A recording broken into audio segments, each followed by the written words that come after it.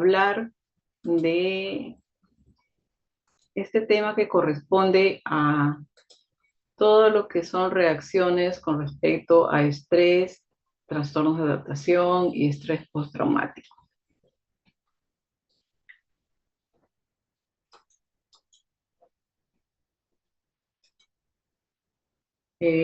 Brevemente haremos una introducción, luego algunas definiciones, las manifestaciones clínicas y diagnósticas de cada trastorno y el tratamiento que se le proporciona a los pacientes que son diagnosticados con este tipo de trastornos.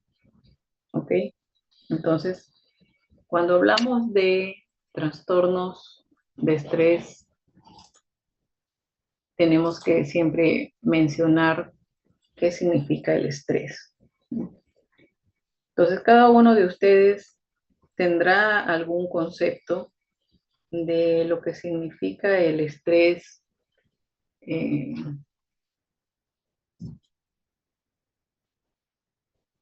Oye, están que ingresan. Recording in progress. Ya, es para empezar a grabar la clase.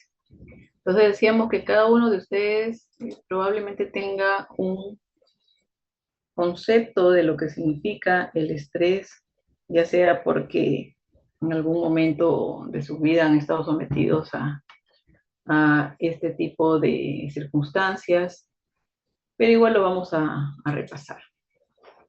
¿Ok? Entonces, antes de esto les quiero mostrar un caso clínico para un poco graficar cómo se pueden dar estas situaciones de estrés. Se trata de un paciente varón de 37 años que vive solo, no tiene hijos, es hijo único y apenas se relaciona con sus padres. Trabaja como bombero. Según la historia, sufrió un accidente de tráfico hace un año y esto le ha dejado secuelas. Su estado actual es de apatía porque se siente aterrorizado ante lo que le ocurrió en el accidente. Con frecuencia se siente confuso y mareado y también abandonado. Evita hablar sobre el tema del accidente y piensa que nunca volverá a ser el de antes. No quiere salir con nadie porque está avergonzado de su aspecto y las únicas relaciones personales que mantenía era con 3 amigos y con sus compañeros de trabajo, pero desde el accidente él se aísla del mundo exterior. También menciona que por las noches le da miedo dormir debido a que siempre se repite la misma pesadilla con el accidente. Y para intentar tranquilizarse y conciliar el sueño, ha empezado a tomar alcohol. ¿Cuál será el diagnóstico de este paciente? ¿No? Entonces, en el transcurso de la clase vamos a ir observando algunos trastornos y vamos al final poder dar el diagnóstico de este caso clínico. Ya. Hablábamos sobre el estrés, ¿no?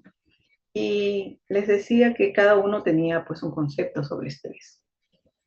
El estrés vendría a ser una respuesta del cuerpo a una presión física, mental o emocional. Es decir, que es una reacción del organismo que se considera fisiológica, que se considera normal, ¿no? Donde van a entrar en juego algunos mecanismos eh, químicos, por ejemplo, que van a elevar la presión arterial, la frecuencia cardíaca y las concentraciones de azúcar en la sangre, ¿no? Y esto se va a producir ante una situación que las personas perciben como que puede ser eh, amenazante o que puede poner en riesgo su salud o la vida. Y a raíz de esto se producen también sentimientos de frustración, puede ser de enojo, de tristeza, de ansiedad, ¿no? Las reacciones pueden ser diversas. Y la OMS lo puede describir como un estado de preocupación o tensión mental generado ante una situación difícil. ¿Ok? Entonces, nuevamente el estrés vendría a ser una respuesta normal del cuerpo ante estas situaciones que podemos percibir como amenazantes, ¿no?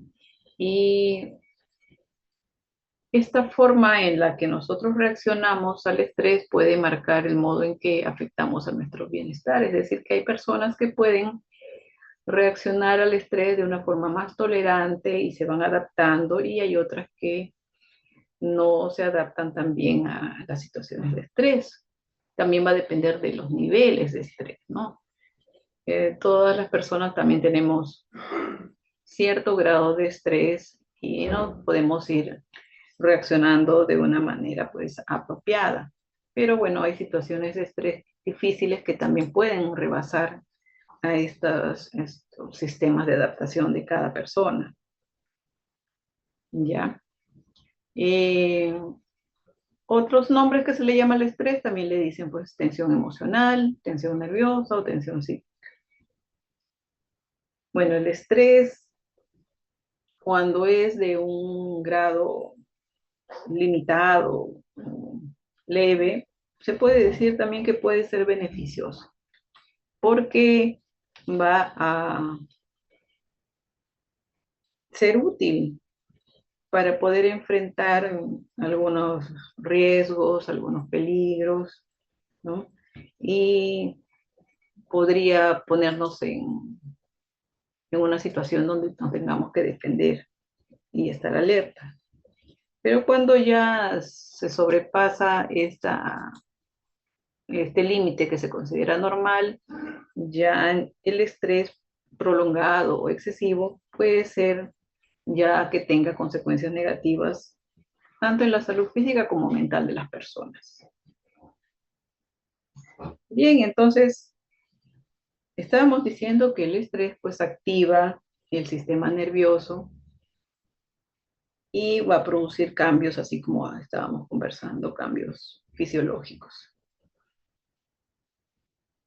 Y cuando hablamos de patologías del estrés, ya aquí vamos a hablar de lo que nos compete, que son estos trastornos.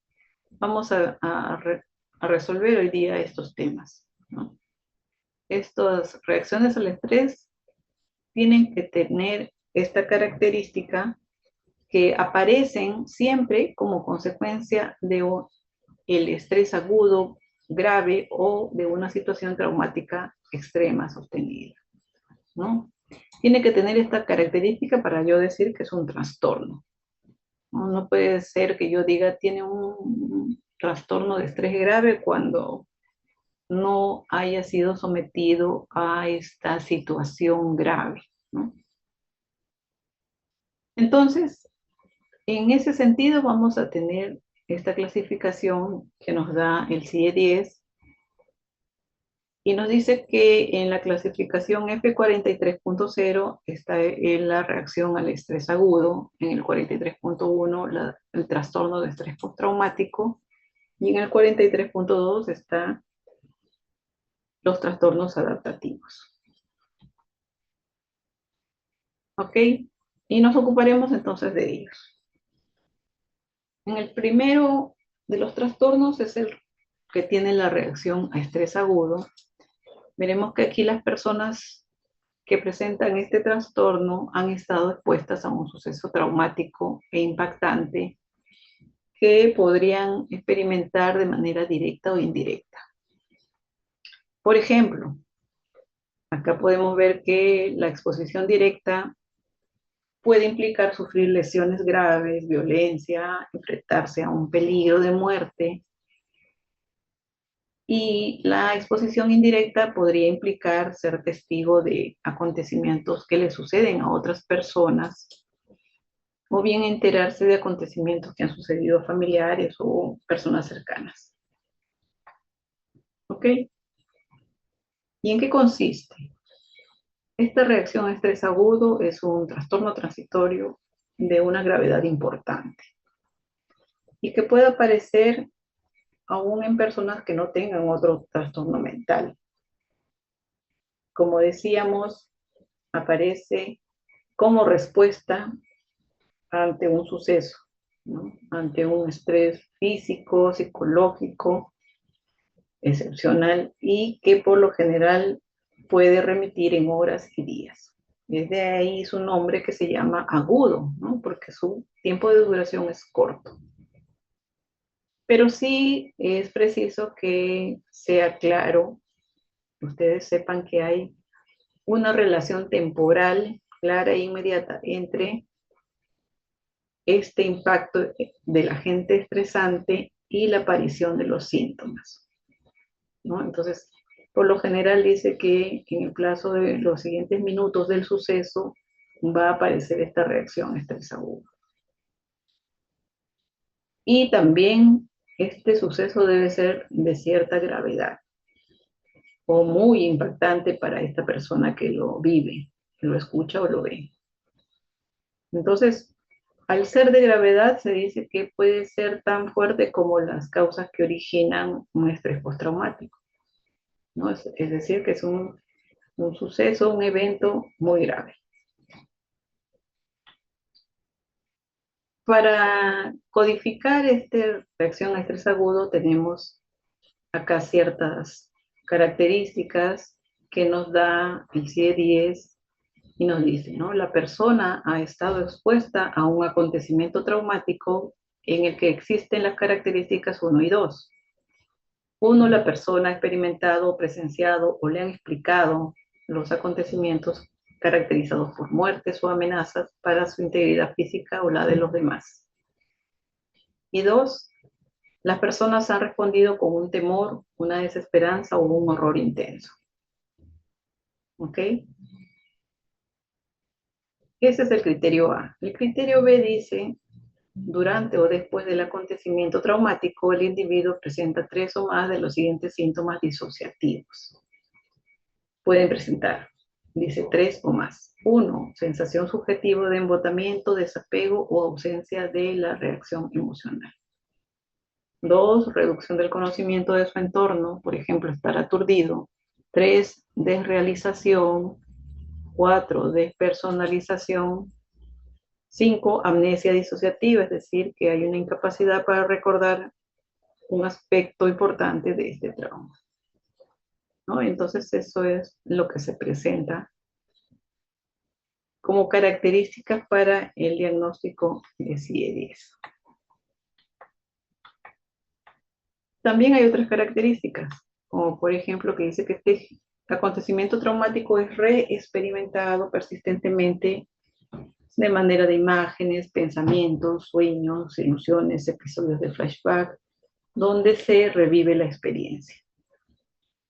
En el criterio D dice que hay una evitación de los estímulos que le recuerdan al trauma, es decir, que esta persona evita todo lo que puede hacerle recordar ese evento.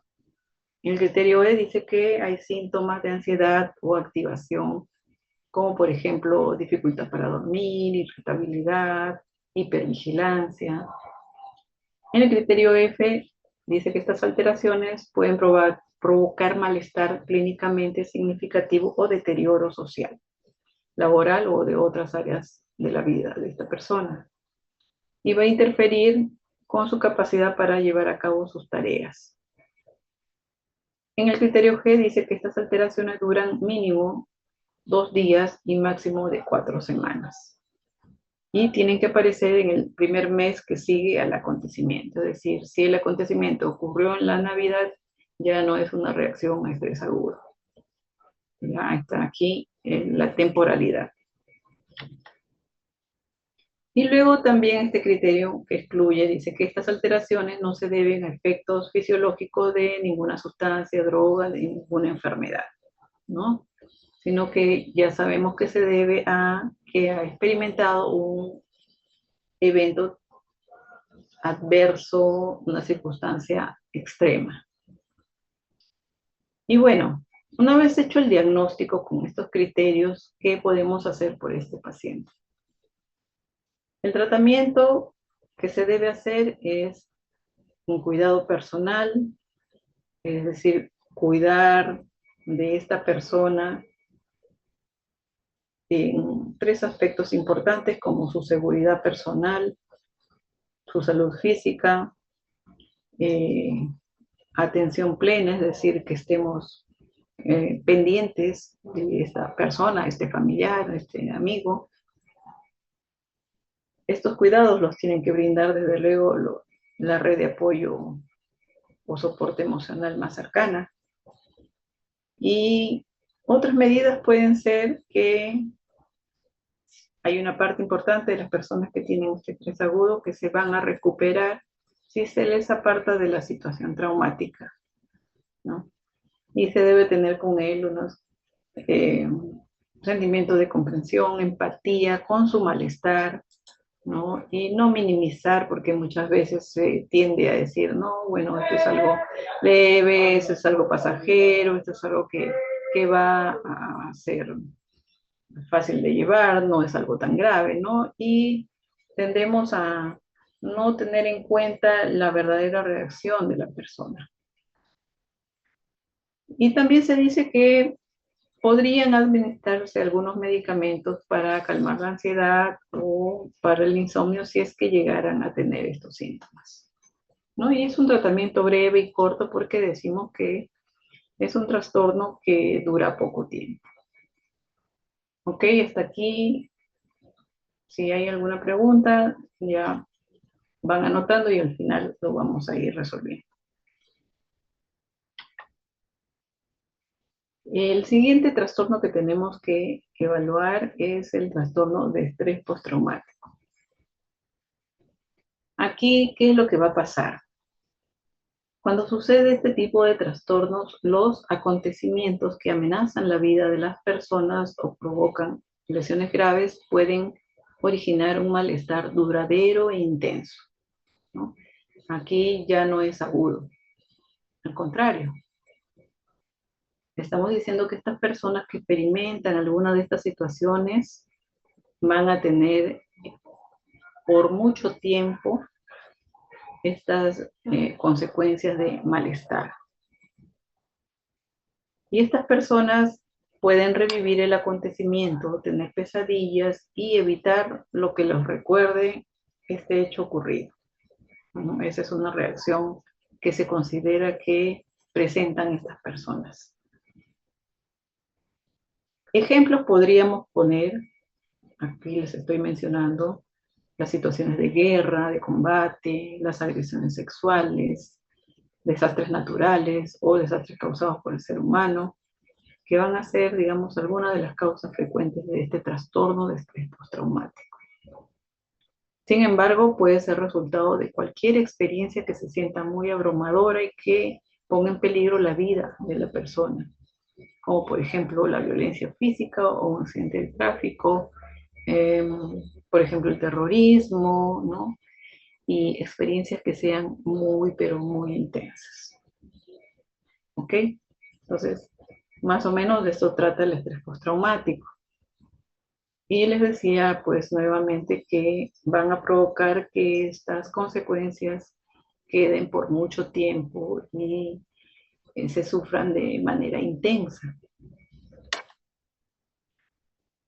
Estos eventos pueden ser reexperimentados, como por ejemplo, si es de manera directa, esta persona puede sufrir una lesión grave o ser amenazado de muerte, sería un ejemplo, o de manera indirecta también, como ser testigo, ¿no? Ver que hay otros heridos, ver muertos o amenazas de muerte a otras personas o familiares, ¿no? O de repente enterarse de estos eventos traumáticos de personas cercanas.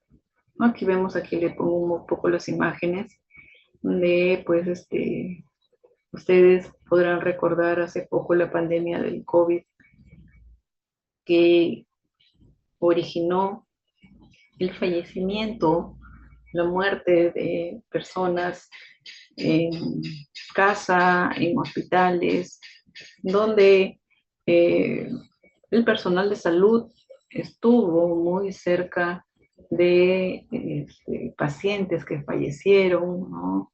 fueron testigos, fueron presencialmente, vieron cómo fallecían las personas a diario, ¿no? Y esto podría ser una situación que genere un trastorno de estrés postraumático en el personal de salud. Asimismo, acá tenemos esta prevalencia en la población general, que es del 1 al 4%. Ahora, el trastorno crónico por estrés postraumático puede persistir por años, ¿no? Y aunque puede perder su intensidad con el tiempo, igual puede permanecer, ¿no? Ahí les ponía otros ejemplos: desastres naturales, la guerra. Bien, entonces hay algunos aspectos neurobiológicos que hay que saber con respecto al estrés y el estrés postraumático, ¿no? Entonces, eh, este trastorno de estrés postraumático va a representar un estado multifacético, hay muchas variables. Y una de ellas es este aspecto neurobiológico, ¿no? Estamos diciendo que el punto de partida es un estresor, un evento intenso, una circunstancia amenazante para la persona, ¿ya? Que puede ser tanto interna como externa, ¿no? Que va a procesarse a nivel cerebral, va a llegar pues a través de nuestra corteza prefrontal, luego va a estimular al tálamo, ¿ya? Y va a las estructuras límbicas como el hipocampo y la amígdala. A través de ellos se va a activar el sistema nervioso autónomo y el eje hipotálamo hipoficiario suprarrenal, ¿no? Y por lo tanto también se va a liberar cortisol, ¿ya? Y este cortisol nuevamente va a estimular otra vez el círculo para que se vaya nuevamente estimulando el estrés, ¿no? Acá están señaladas estas áreas de la corteza, también el hipocampo, la amígdala y el hipotálamo, que son las que van a verse involucradas en el trastorno de estrés postraumático y que se interconectan formando circuitos neuronales, ¿ya? Y estos se ponen en funcionamiento cuando nos adaptamos a estas situaciones de estrés. También cuando hay que tomar decisiones y cuando estamos sometidos a un miedo condicionado, se activan estos circuitos. ¿Ok? Y aquí lo mismo, ¿no? Viene el estresor, va a actuar a nivel de la corteza, luego pasa al tálamo, luego ahí vemos la hipófisis. Al ser estimulada, la hipófisis por la CRH nos va a dar la liberación de ACTH, y la ACTH va a liberar catecolaminas y glucocorticoides, ¿no? Estos glucocorticoides ya van a ver ahí que estimulan la lipólisis, la gluconeogénesis, la proteólisis, ¿no? Aumento de la resistencia a la insulina.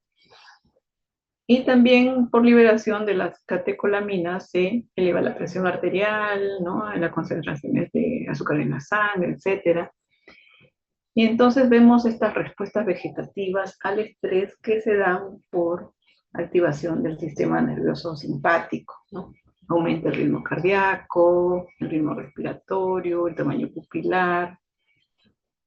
Eh, Aumentan también, hemos dicho, algunos neurotransmisores como la adrenalina, la noradrenalina, aumentan también los corticoides, ¿no? Y esto es como reacción al estrés. Bueno, son las mismas láminas. Y aquí les quería mencionar que, por ejemplo, en la corteza prefrontal se han observado que en estudios hay cambios neurofisiológicos cuando el paciente tiene trastorno de estrés postraumático. Y estos cambios se evidencian en el área prefrontal, ¿no? En la corteza prefrontal, y esto va a jugar un papel importante para mediar la inhibición de la amígdala y la modulación de la respuesta al estrés. En la amígdala lo que sucede es que también se ha observado que hay un incremento del flujo sanguíneo que se relaciona con una mayor ansiedad y síntomas de estrés postraumático. Ahora, también hay una activación incrementada cuando hay una reexposición a estos estímulos con contenido traumático. Es decir, cada vez que esta persona se exponga a estímulos que le recuerden el evento traumático, también se observa que hay estas mismas reacciones en la amígdala. En el hipocampo lo que hay es que los glucocorticoides vuelven más sensible al hipocampo a estos niveles de estrés, ¿no? Y aceleran el envejecimiento y la atrofia de esta área. Y sumado a la reducción de factores neurotróficos se va a relacionar con menor neurogénesis del hipocampo. Hay una pérdida de la ramificación neuronal y pérdida de las espinas dendríticas y atrofia, ¿no? Finalmente lo que sucede es que el hipocampo se va a ir atrofiando. Todo esto mediaría la sobregeneralización del miedo y los recuerdos intrusivos, ¿no? Y el hipocampo es en el hipocampo anterior, relacionando toda esta conectividad con la corteza prefrontal y el área cingulada anterior, con una mayor presencia de síntomas de estrés postraumático, ¿no? Entonces otra vez se va reestimulando, ¿no? Lo mismo que veíamos, el estresor llega a la corteza, luego el hipotálamo, va a estimular a la pituitaria, ¿no? La hipófisis, y luego a la CTH sobre la corteza suprarrenal, para que libere los glucocorticoides y las catecolaminas. Ok, entonces decíamos que va a estimular el sistema nervioso autónomo. Y el que se va a afectar, pues, el sistema nervioso simpático, ¿no? Lo cual va a llevar a que se expresen, se manifiesten, ¿no? Ya ustedes saben, todas estas alteraciones del sistema nervioso autónomo. Acá les he puesto este gráfico, ustedes lo van a revisar, ya esto es recordar un poco de neuroanatomía, neurología, pero sabemos que este sistema nervioso simpático va a presentar una excesiva actividad noradrenérgica, ¿no? Y esto se va a relacionar con mayor incidencia de enfermedades cardiovasculares, ¿no? Hay mayor presencia de síntomas de trastorno de estrés postraumático y síndrome metabólico. Ok, además que hay una respuesta elevada, ¿no? De la atención, hay una hipervigilancia y atención selectiva, ¿no? Una mayor activación, lo que le dicen hiperarousal. Ok, lo mismo, ¿no? El eje hipotálamo hipoficiario suprarrenal, acá se los volví a colocar, pero ya lo acabamos de revisar. Y una vez que revisamos esto, haremos el diagnóstico según los criterios que tenemos de CIE-10, ¿no? Acá tenemos varios criterios para nosotros poder diagnosticar trastorno de estrés postraumático, ¿no? En el criterio A ya sabemos la persona debe haber estado expuesta a este acontecimiento traumático, ¿no? Donde debe haber existido el 1 y 2, que es la persona ha experimentado, ha presenciado, le han explicado estos acontecimientos, ¿no? Que son amenazas para su integridad física o de los demás. Las personas han respondido con temor, desesperanza, horror intenso. En el criterio B dice que el acontecimiento traumático es reexperimentado persistentemente a través de una o más de las siguientes formas. Pueden ser recuerdos del acontecimiento recurrentes e intrusos que le provocan malestar, pueden ser imágenes, pensamientos, percepciones. También pueden ser sueños de carácter recurrente sobre el acontecimiento. Otro criterio es que el individuo actúa o tiene la sensación de que el acontecimiento está ocurriendo, ¿no? O incluye la sensación de revivir el hecho, ¿no? Y ahí se puede incluir los flashbacks. También existe malestar psicológico intenso cuando se le pone algún estímulo que simboliza o recuerda este hecho.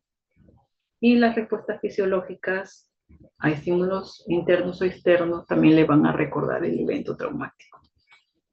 En el criterio C está la evitación persistente a cualquier estímulo que esté asociado al trauma, ¿no? Lo cual es normal, ¿no? Que la persona quiere evitar. ¿Ya? Y puede manifestarse en estos síntomas, ¿no? Esfuerzos para evitar pensamientos, para evitar actividades, lugares o personas, incapacidad para recordar algún hecho importante del trauma, ya sensación de desapego o enajenación frente a los demás. Pueden restringir su vida afectiva, ¿no? Ya no querer relacionarse por temor, ¿no? Y sensación de un futuro desolador. En el criterio E hablamos de que hay síntomas persistentes de aumento de activación, ¿ya? Como por ejemplo dificultad para conciliar el sueño, irritabilidad, ataques de ira, hipervigilancia, no se puede concentrar, respuestas exageradas o de sobresalto. Y acá nosotros decimos el criterio E que estos síntomas se prolongan más de un mes, ¿no? Se tienen que presentar cuando ya es más de un mes. Ahí podemos decir que es un trastorno de estrés postraumático. Hay dos tipos, dicen que es agudo, si dura menos de 3 meses, y crónico, si dura más de 3 meses. ¿Ok? ¿Y qué hacemos con este paciente con estrés postraumático? Bueno, aquí hay varias formas de ayudar a los pacientes. Se puede hacer psicoterapia, ¿no? Hay técnicas para el manejo del estrés. Se puede utilizar la terapia cognitivo-conductual también. En este caso hay una terapia que es la terapia de exposición. En otro punto podemos hablar de farmacoterapia. Muchas veces se tiene que echar mano de los inhibidores selectivos de recaptación de serotonina o de otros antidepresivos, ¿ya? Para tratar el insomnio y las pesadillas. A veces también se tiene que usar benzodiazepinas. Y tratamiento de otros trastornos que estén coadyuvantes, como por ejemplo el consumo de sustancias o depresión, ¿no? Muchos de estos pacientes que tienen trastornos de estrés postraumático presentan también otros trastornos agregados como depresión o consumo de alguna sustancia. Entonces se deben manejar ambos trastornos. En el trastorno de adaptación, que ya es otro trastorno, ya cerramos lo de estrés postraumático. Aquí las personas también sufren alguna exposición a estrés, a algunos factores estresantes, ¿no? Y estas reacciones pueden ser pues de tristeza, de enojo, de enfado, ¿no? Cuando suceden cosas desagradables, ¿no? Cuando estas reacciones no se consideran un trastorno, cuando son pues reacciones que pueden ser leves, ¿no? Reacciones cotidianas de sucesos que no sean tan traumáticos, ¿no? Y las personas usualmente solemos adaptarnos a las circunstancias que se nos presentan en la vida diaria, ¿no? Y por lo tanto no afecta pues el desenvolvimiento laboral, familiar. En este caso no vendrían a constituir un trastorno, pero sí afecta el funcionamiento o el desenvolvimiento en los aspectos de la vida cotidiana, pues ya podrían sí desarrollarse como un trastorno de estos mecanismos de adaptación. ¿Y cuáles serían los eventos relacionados? Podrían ser algunos factores estresantes, como por ejemplo perder el trabajo, ¿no? Tener contratiempos financieros o rupturas amorosas, románticas. Por ejemplo, tener que cuidar a un familiar que tiene una discapacidad significativa, ¿no? Es un cambio en las rutinas, en la vida cotidiana, No necesariamente tienen que ser acontecimientos traumáticos abrumadores, ¿no? Son cambios en el estilo de vida que podrían ser importantes, pero no necesariamente traumáticos, como hemos visto en los ejemplos. Eh, Podría considerarse también la muerte de un ser querido, que es un precipitante de un trastorno de adaptación. Sin embargo, se diagnostica un trastorno solo si la respuesta del duelo va más allá de lo que se espera, ¿no?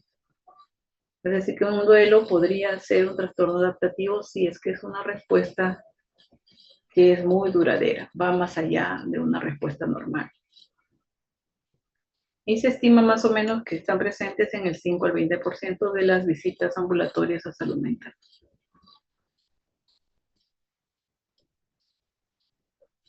¿Y cómo lo diagnosticamos?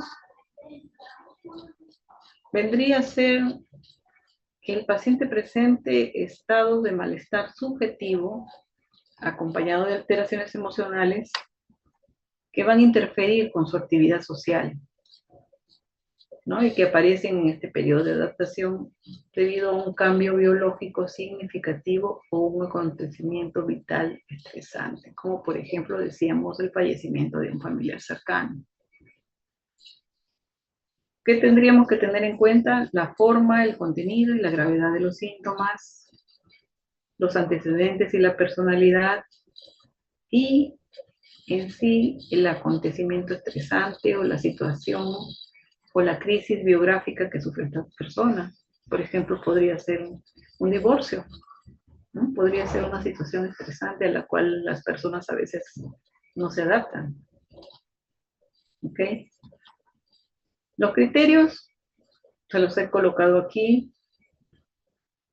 El inicio de los síntomas debe ocurrir dentro de un mes desde la exposición al estresor psicosocial identificable, ¿no? Y que no debe ser catastrófico o inusual, ¿no? Puede ser un evento psicoestresor, como les decía, un divorcio o el fallecimiento de un familiar. El sujeto muestra síntomas o alteraciones de conducta del tipo que se encuentran dentro de los trastornos afectivos, es decir, puede mostrar síntomas eh, depresivos, por ejemplo, ¿no? De tipo afectivos o de ansiedad, excepto delirios o alucinaciones. Si hay delirios o alucinaciones, sale de este criterio de trastorno adaptativo. ¿Ya? También podría tener síntomas neuróticos, somatomorfos, conductuales, ¿ya? Pero sí es de manera individualizada, eso sí. Ahora, dentro de estos criterios podríamos especificar, ¿no? Si es una reacción breve o transitoria, si es una reacción prolongada, si es mixta, es decir, que tiene ansiedad y depresión. Ahora, si están presentes otras emociones, es decir, que podría ser, si queremos, especificar cuáles son los síntomas que tiene a predominio el paciente. Pero lo importante es que tengamos en cuenta los criterios de inicio y que el paciente realmente presente estos síntomas tras haber estado sometidos a una situación de estrés. ¿Y qué haríamos con este paciente? Que diagnosticamos un trastorno de adaptación. El tratamiento para este trastorno es principalmente psicoterapia. En algunos casos le podemos agregar también eh, medicamentos, fármacos. Y cuando hablamos de medicamentos, por lo general suelen ser antidepresivos y medicamentos para la ansiedad, ya que son las formas más frecuentes de que se presentan los síntomas de trastorno de adaptación. Y también hay que recordar que el uso de los medicamentos es por un tiempo, digamos, de algunos meses, Aquí vemos que este trastorno podría durar un tiempo, no es tan breve. Y por lo general, solamente hasta que remitan los síntomas se debe dar el tratamiento, luego ya se puede ir suspendiendo de manera paulatina. ¿Ok? Entonces, siempre debemos buscar la ayuda profesional cuando vemos que se presentan los síntomas que mencionamos en este tipo de trastornos de estrés. A veces con terapia puede llegar a manejarse el estrés.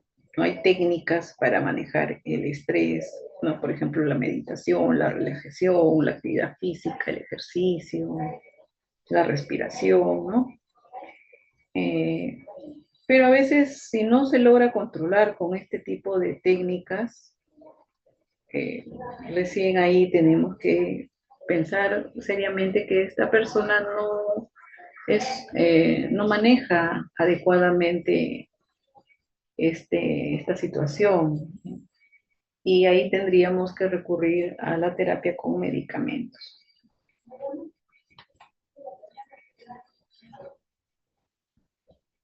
Cuando hablamos de terapia con medicamentos, farmacoterapia,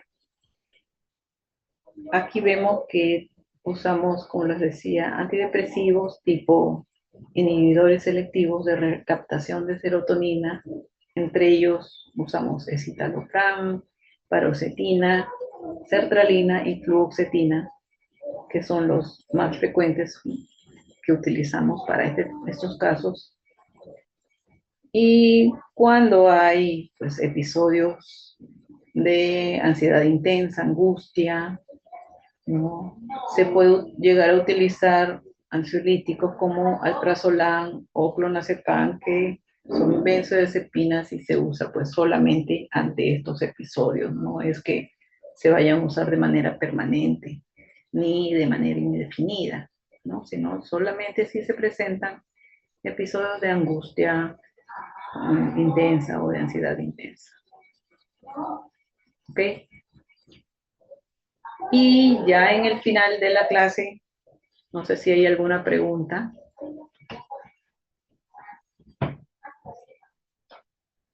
Todo claro, doctora. Qué bueno. A ver, chicos, ¿todo bien? Gracias, Carolina. Ya que todo está claro, creo que estamos entonces en condiciones de responder qué tenía nuestro paciente. ¿Se acuerdan del caso? Estrés postraumático, doctora. Exacto. Carolina, muy bien, gracias por haber estado atenta al caso y a la clase, ¿no? Este paciente tiene un trastorno de estrés postraumático, ¿no? Este es el diagnóstico que podemos llegar ante los criterios que hemos evaluado, con el caso que hemos visto de esta persona, ¿no? Que evita situaciones, que tampoco se somete a estar con personas, ha logrado aislarse, ¿no? También quiere en todo momento no recordar lo que le sucedió, y también que hubieron secuelas en él que hacen que rechace el contacto con las personas, ¿no?